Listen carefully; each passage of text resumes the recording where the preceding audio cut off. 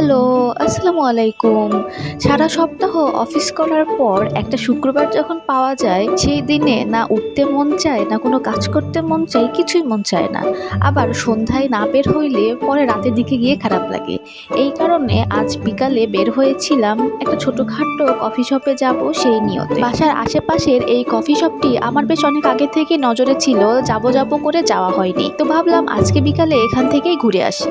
খুবই ছোটখাটো সিমসাম একটা রেস্টুরেন্টের সামনেও বসার জায়গা ছিল, সেখানে কামিনী গাছ এবং হ্যাঙ্গিং প্ল্যান্টস ছিল, যেগুলোর কারণে দেখতে আরো বেশি সুন্দর লাগছিল। কামিনী গাছের পাপড়িগুলো পুরো রেস্টুরেন্টের সামনে ছড়িয়ে ছিল, দেখে মনে হচ্ছিল যেন ফুলের কার্পেট বিছিয়ে রেখেছে কেউ। খুবই ছোট বাট অ্যাস্থেটিক লুকিং এই রেস্টুরেন্টটি ভাইবও কিন্তু দিচ্ছিল অ্যাস্থেটিক।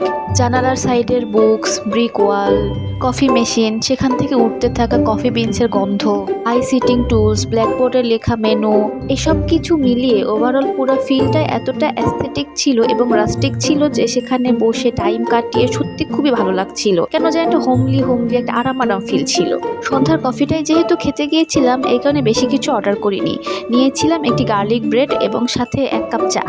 কফি শপে যদি চা থাকে তাহলে তো সোনার ওপর সোহাগা। এই চাটা খেতে এত মজা ছিল, আমার একদম আত্মা শান্তি হয়ে গিয়েছিল।